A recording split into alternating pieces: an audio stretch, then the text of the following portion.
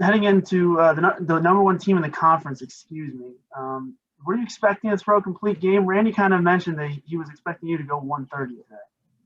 Yeah, to be honest, I knew how big this game was.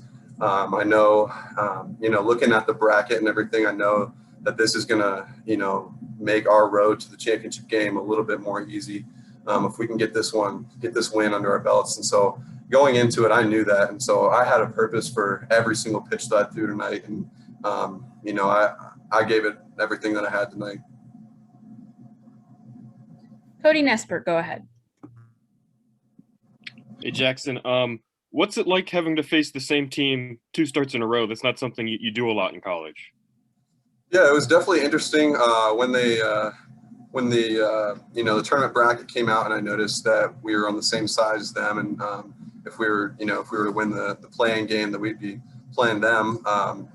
It's definitely weird. I looked at it and was like, it's gonna be pretty cool, but to be honest, you kind of have to put that in the back of your mind and go ahead and stick to what you've been doing to get you here. So I think just kind of not even really thinking about the fact that it's the same team, but just kind of going out there and executing my pitches and doing what I need to do and controlling what I need to control to win the ball game.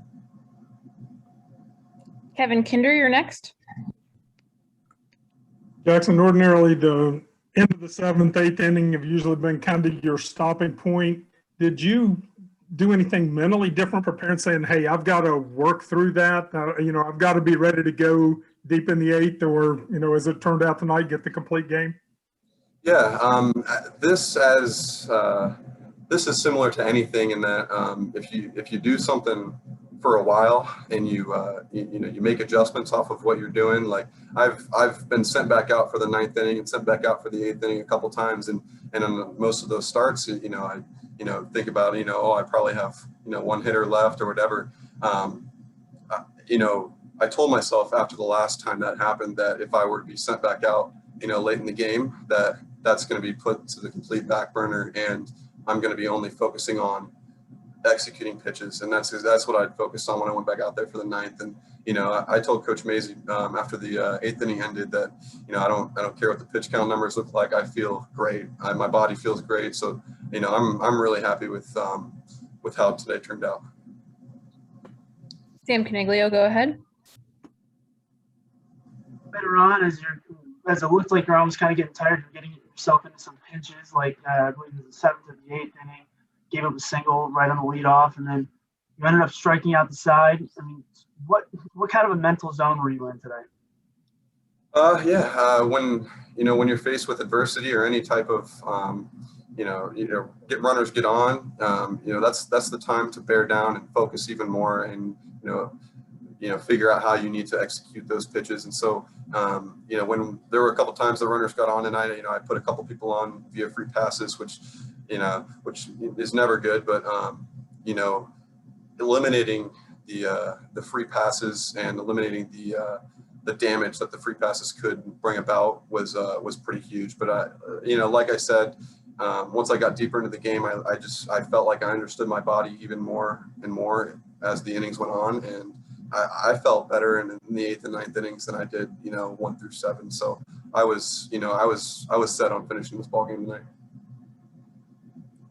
Cody Nesper. Jackson, I want to ask you about the 7th.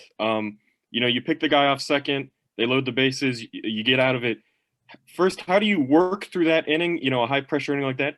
And then when you come back out for the 8th, do you kind of have to calm yourself down and, calm down the adrenaline that, you're going out and there's nobody on base anymore?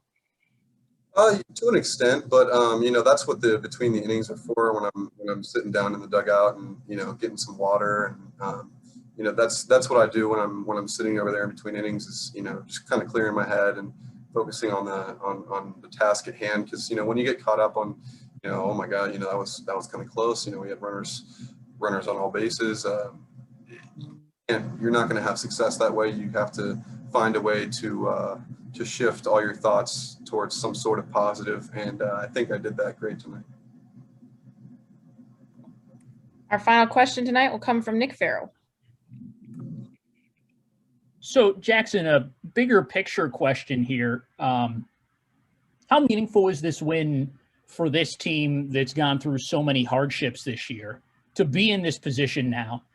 And for you, knowing that you may not get another opportunity to pitch for the Mountaineers and that this complete game is now part of your legacy here.